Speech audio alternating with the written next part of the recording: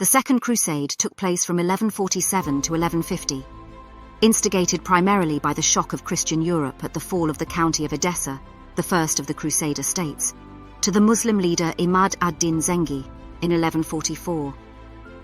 Following the fall of Edessa, Pope Eugenius III, upon the Council of Bernard of Clairvaux, one of the most influential church figures of his time, issued a papal bull in 1145 calling for a new crusade to retake the fallen territory.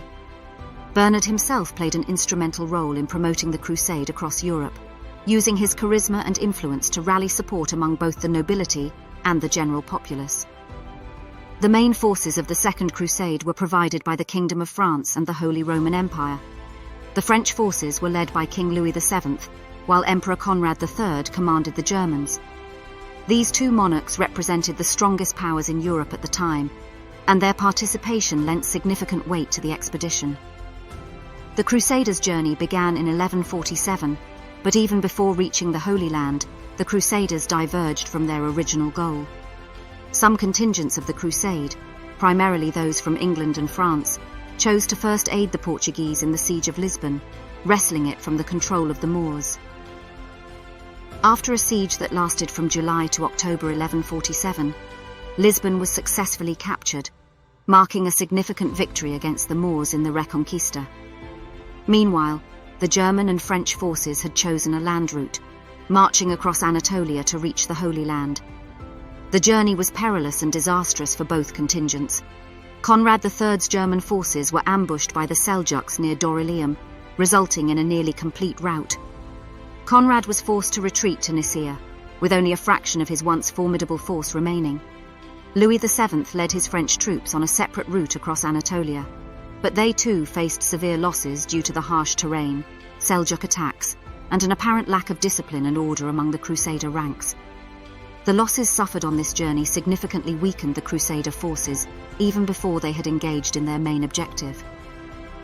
By 1148, the remnants of the Crusader forces had reached Jerusalem.